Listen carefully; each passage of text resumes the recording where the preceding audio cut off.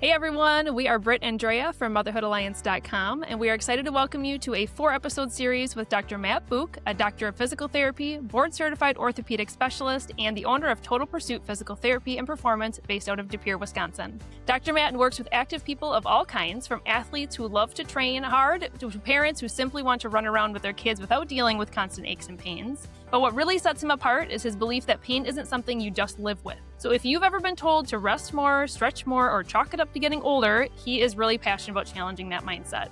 His approach focuses on uncovering the root cause so that you can move better and feel stronger for the long haul. Dr. Matt creates customized treatment plans that often combine hands-on techniques like dry needling, cupping, and joint manipulation with strength training, movement coaching, and realistic habit shifts that actually fit your life. It's not just about getting you out of pain, it's about keeping you active long-term. And outside the clinic, he's an avid bow hunter, climber, outdoor enthusiast, husband, and dad to 2 young boys, so he truly understands the value of being able to move well and keep up with the life that you love. We can't wait for you guys to get to know him. Hey everyone, welcome back to the podcast. We're excited for episode number 3 with Dr. Matt. Welcome back, Dr. Matt. Thank you. Glad to be here again. Yeah, I love having multiple episodes because we can cover multiple topics from different lenses. And today we're going to be talking primarily about running. So if you guys are just tuning into this episode, this is the first one that you're jumping onto with Dr. Matt. Make sure you head back and listen to the first 2 because the first one really does apply to everybody. We talked about why rest and stretching aren't always fixing the problem, how sometimes injuries or pain are stemming from somewhere else, and as a PT, how he kind of puts on his detective hat to figure that stuff out. And then in our last episode, we talked a lot about knees and low back and why those are common problem areas and how to kind of overcome that. We also talked about CrossFit, HIIT, high impact, stuff like that. Today, we're going to be talking about running. This is a huge thing, and this is such a great exercise because it gets us outside. Like, we all need to be outside more in today's age. But why is it that so many people do get injured with running? Probably because we live in Wisconsin and we're indoors for like 6 months, and then everyone's like, "Woo, let's go run!" as soon as the first good day hits.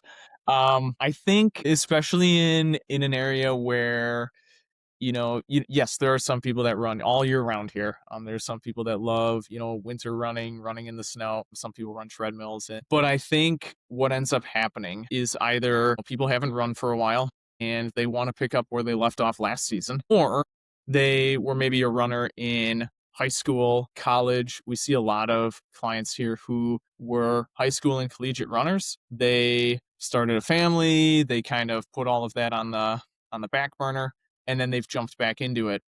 And I think it's important to know that past athletic history does not necessarily equal current athletic readiness.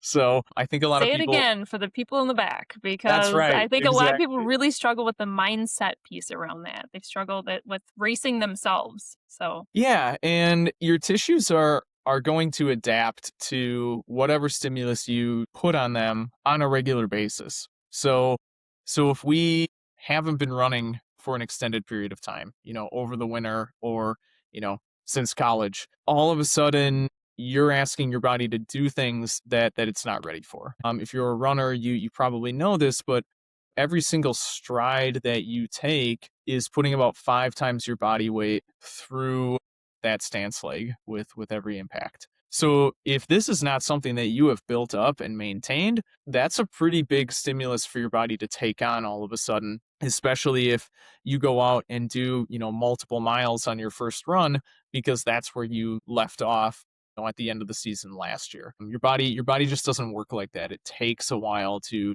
build up that tissue tolerance again. okay, so let's assume somebody listening to this is somebody who either is going to start running for the very first time, or maybe they've run in the past, they've taken at least, let's just say 6 months off, or maybe they haven't ran in 10 years. What type of exercises should they be doing in their workouts now to prepare their body for that load that you just talked about? Absolutely. So strength training is going to be the number one thing that they're going to want to focus on. So once again, going back to, 5 times your body weight being impacted through your leg every single time that you hit the ground when you're running, you want to make sure that your body can start to tolerate that. So, resistance training with dumbbells, barbells, whatever it is, going through, your squats, your lunges, your heel raises, all of these lower chain exercises that are going to build up your body's strength and tolerance. The next thing that they want to be focused on is more what we would call plyometric movements, or just kind of quick, rapid movements that are going to really build up your tissue's tolerance to that repetitive impact. So starting to do double leg little ankle hops, single leg ankle hops, box jumps, hopping from side to side, forward, backward, just really building up your body's capacity and building up these tissue tolerances. I feel like a lot of times people skip these steps and they just kind of dive right into their run. They walk out their front door and hit the pavement. And unfortunately, a lot of times your body is just not ready for that. Do you feel like it would be beneficial for someone who's just starting out to see a PT prior to starting running, even if they don't have pain or anything going on, just to kind of have their form evaluated and just make sure that their body is ready? Yeah, I would say that you want to see a sports specific or a running specific PT, because not every PT is a runner. So, they may not see a lot of runners. They may not do a lot with running form. So if you can find someone that specializes in that, or if that's a high volume of the clients that they see, at least doing a consult to say, okay, where are things likely to break down? Where am I weak? Where are my movement faults? All of these things that can be revealed through a full evaluation can be really, really enlightening to show, all right, these are the things that I want to be working on to prepare myself to get into running or get back into running and minimize that risk of an injury that's just going to sideline you. For sure. So when somebody decides, so if they feel like they're ready, let's say they come and see you, they get some evaluation, they've been working on strength training, now they're ready to add that high impact in because running is high impact, right? Are there any tools that you recommend that people are using, whether it's something like an app on their phone? I've heard of using like cadence apps to like help keep their feet in a certain type of cadence, but also a ton of people would automatically put in earbuds and start listening to music or a podcast. Is that a pro or con when you're really getting started and you really want to be able to listen to your body? Talk us through kind of technology and how it can be used when out on the road. Yeah, so we'll definitely use cadence apps. I think adjusting somebody's cadence can be really beneficial if they're having, knee pain, if they're dealing with shin splints, whatever it is. I don't normally do that right out the gate, because if somebody's just starting running, if they're just getting into the sport, I really try to not overcomplicate things. And I think especially runners, if you've been a runner for a long time, runners can be very analytical.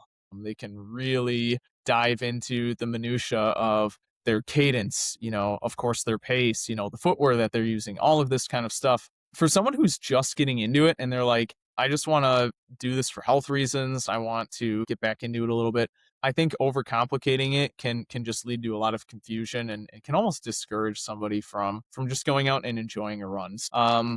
So I think there's 100% a time and a place for apps and technology and stuff like that, not for somebody who is just starting out running. What I would recommend is that they use a protocol that's going to help them build up their tolerance through what we would call graded exposure. So, for example, for people that we are helping just get into running, or they've been out of it for a long time, we'll start doing some intervals where they're running for a certain period of time, walking for a certain period of time. Over the course of, weeks and months, the amount of walking comes down, the amount of running goes up, and that really helps people build up their tolerance to it without going overboard and finding themselves in an injury position that's going to set them back. Okay, you mentioned shin splints, so I want to circle back to that. What is happening with shin splints and how do you overcome them?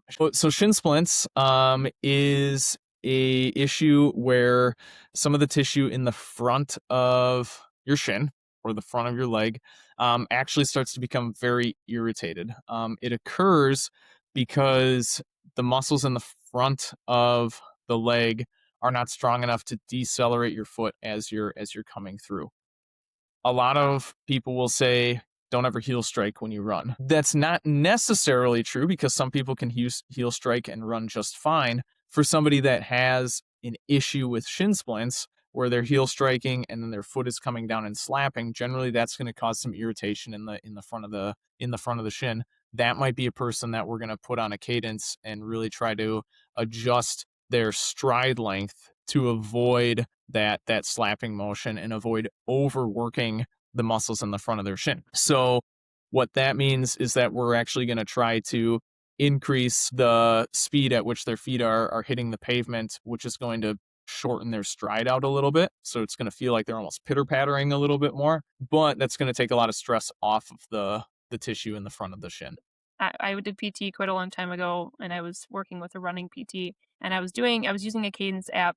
And I will tell you, when I was trying to shorten my stride, because I was a pretty bad heel striker, it messed up my breathing, because you Oh have to yeah, almost like have to learn how to breathe again based off your new pace. So it that's was a learning exhausting. experience. Yeah. So just a heads up. I mean, you make it sound really easy, but also like this is something where if you're getting form evaluated and you're making changes that are going to long term benefit you, there is some short term pain in the process of trying to relearn it all. Your pace and your times are going to change a little bit before your cardio system really starts to adapt to that. It'll come back, but you might be a little frustrated at Yeah, first.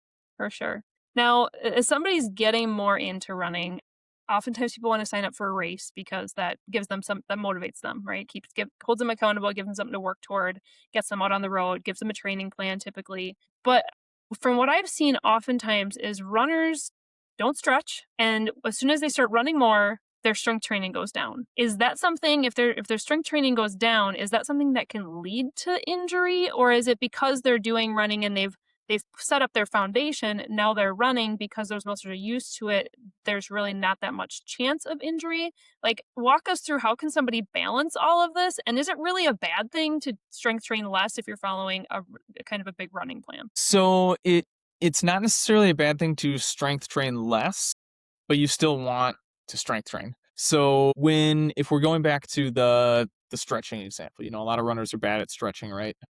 We were talking about this where you get up in the morning, you take your shot of espresso, you run out the front door, you're going, you get back home, and then you head straight to the shower and then go to work. So there's not a lot of recovery time in there. Stretching is great. I love stretching. I think it's great. A lot of times the cause of the tightness that you're feeling, and we touched on this in a previous episode, but I'll just reiterate it here, is that the muscle that feels really tight is just not strong enough or adapted enough to tolerate the stimulus that you're putting on it. So for example, let's go for runners, let's talk about your calf, right? So a lot of people, they feel like they got to keep stretching their calves out because their calves get really tight when they run. What's probably going on is your calf is getting fatigued and breaking down, and then it's getting overused. And then as a result, your body is tightening it back up to try and protect the muscle and protect the joints that the muscle surrounds. So really what we want to be doing is doing a good amount of strength training for that calf. Now, in terms of frequency and everything like that, there's a good amount of research out now that in order to maintain strength, you need to hit that muscle with a strength training stimulus about once a week. So if we're able to do that twice a week, along with running, 4 other days per week, 3 to 4 other days, if that's your priority, then that should be adequate to allow you to continue to run, not spend too much time strength training, because we all have a finite amount of time, right? We don't have the luxury of being able to do everything in terms of strength training, running, all of the recovery stuff as well. But it is still important. So we need to figure out a way to work that into your. This is something that, I mean, I wrestled with a lot when I was doing long distance running, is it's like, the value of it, but also you don't have time for everything. So I think that is helpful. It's almost kind of counterintuitive in your brain though, too. When like the calf example, it's like, well, every time I'm going running, I am working my calves. Like, isn't that strengthening my calves? What do you mean? Now I'm basically working them out 5 days a week, right? So it is counterintuitive, but it is a different type of strengthening than doing the running exercise. So I appreciate you kind of breaking that down. What are some of the most common injuries you see happening with runners? I know there's IT band syndrome. There tends to be a lot with the knees. Like, what else? What are some of the most common injuries that you're seeing? And then why don't you give us some tips for those? Yeah. So knee pain 100% is the most common thing that we see in runners. Sometimes it's, an acute injury, some type of a sprain. A lot of times it's, once again, it's an overuse thing. just people kind of getting a little too hot and heavy into their running regimen before their body's ready for it. A lot of times it is stemming from, issues in other parts of the body. So for example, knee pain a lot of times can be very associated with that IT band syndrome. Let's say your hip is a little bit weak, all of a sudden your knee starts to collapse in just a little bit because your leg starts to cross over midline when you're striding. That's a natural compensation that your body is going to make for hip weakness. Now your knee is being stressed in a new way. Your IT band is also being stressed around your hip and being overstretched as that happens. And then you start to get kind of those things in conjunction with each other. So what we would want to look at is we really want to look at what does your single leg strength look like? What does your stability look like? How are you able to move through different planes of motion? And what do we need to adjust and build up in order to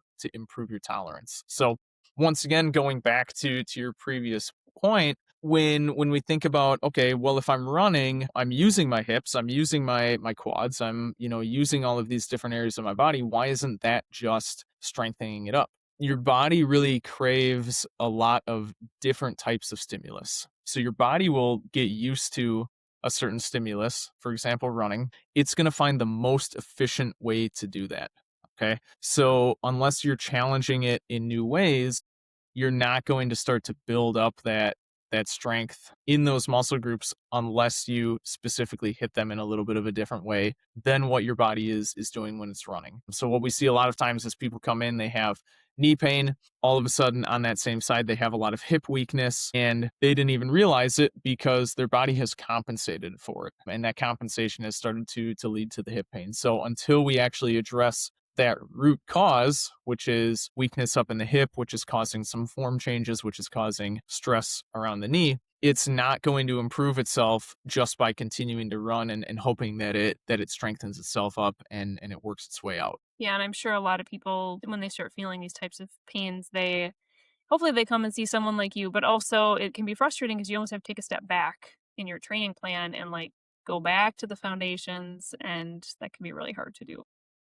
It's especially for runners, like, so many runners, especially around here, like we have such a short period of time to hit all of your running goals, do the races that you signed up for. You're on a specific training program. It is really hard to cut back on that and say, okay, I need to just take a step back so I can address this issue. And I think so many times people just really try and push through and hope it works itself out. And unfortunately, usually that's like the way longer route of going through something than if they would have just said, all right, we're going to pump the brakes for a week or two, just let things calm down, build this up, and then we're going to kind of progress right back into where we were. And to be totally honest, it usually doesn't derail people's training that much. We're able to keep them running, we're able to keep them doing the things that they want to do. I almost never pull people out of running completely unless, they're dealing with an injury that is going to seriously impact them in the future on if they don't stop running. We're talking like a bone stress injury or something like that can really become a problem unless you completely take away the stress and the stimulus from it. But for the vast majority of people, we're able to keep them running, we're able to keep them training. We just need to modify how they're doing that while we rehab this injury alongside of it. Well, let's finish out by twisting it to more of a positive piece, right? Like not worrying about the Yeah. injuries. But let's say training is going really well. What are your tips for becoming a faster runner? So let's say you're, feeling really good, your training is continuing to move along, you're not dealing with anything, and now you're just strictly working on improving your times, right?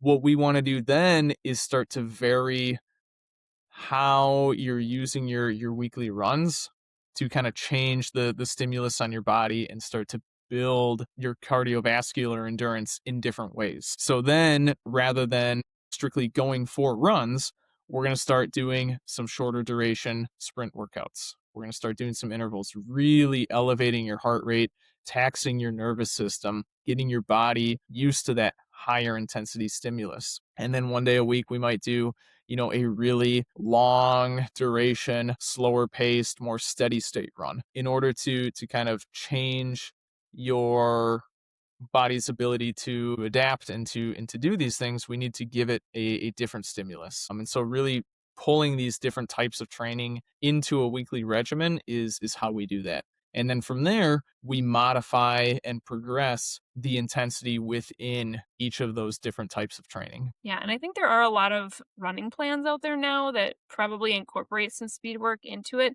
Do you have any resources that you can think of that would just be helpful for our audience to look into for themselves for running? Yeah. So I have a buddy out in Fort Collins, Colorado. He actually has a PT clinic out there. They're called Up and Running Physical Therapy. Their blog and their podcast are fantastic. They pretty much strictly treat runners, and so everything they do is built around running, how to rehab from injuries, injury prevention tips, how to improve performance. I've been reading through a bunch of his stuff recently, and it's fantastic information. So Up and Running Physical Therapy, Fort Collins, they have a lot of great information. At your clinic, how do you help runners? What are some offerings that you do? We see two different types of people. We see people who are dealing with an injury, and then people who really just want to prevent an injury in the first place. So if we're dealing with somebody who has an injury, we're going to figure out where the root cause of that injury is. It may not even be local to the spot that you're having pain, but we're going to take you through all of these different assessments, figure out what that is, and then figure out how we build up your tissue tolerance alongside with continuing to work you through your running program that you're doing right now. For people who just want to avoid an injury, what we do is we start with a consult. We'll have you come in, and then we're going to take you head to toe through different strength assessments, movement analyses. We're going to see where some of these weak links are in your body that could potentially cause an injury down the road. And we're going to come up with a plan to help you mitigate those injury risks by addressing any of these weak links that we find in the clinic. I love the idea of being proactive. Mhm. Yeah. So that's really awesome. Again, can you share your website with us? I can. It is totalpursuitpt.com. Anybody that we would see for a running analysis or injury prevention assessment, we always start with a free phone consult just to make sure that this is going to be a good fit for you. So there's no obligation with the phone consult. We're happy to talk through, exactly what our process looks like, get to know you, understand what your goals are, and really make sure that this is going to be a good fit for you before you actually come in and invest your time in that. All right. Well, you guys listening, we have one more episode with Dr. Matt where we get to pick his brain a little bit more. It's going to be all about dry needling, kind of who it's for, how it works, all these kind of basic questions. We love to have these kind of 101 type episodes so that people can just really feel informed and empowered and maybe not be scared if there's some fears around something like dry needling. So we're excited to come back with that one next. If you enjoyed this episode, would you consider leaving a rating or review or sharing it directly with a friend who could benefit from the information? We know that you're a busy mom or caregiver, and our goal is to make your life easier by bringing tips and tricks directly from experts into your earbuds. By sharing this episode with someone you love, you can play a critical role in helping to make their life easier as well. We appreciate your time and thank you for being a part of the Motherhood Alliance family.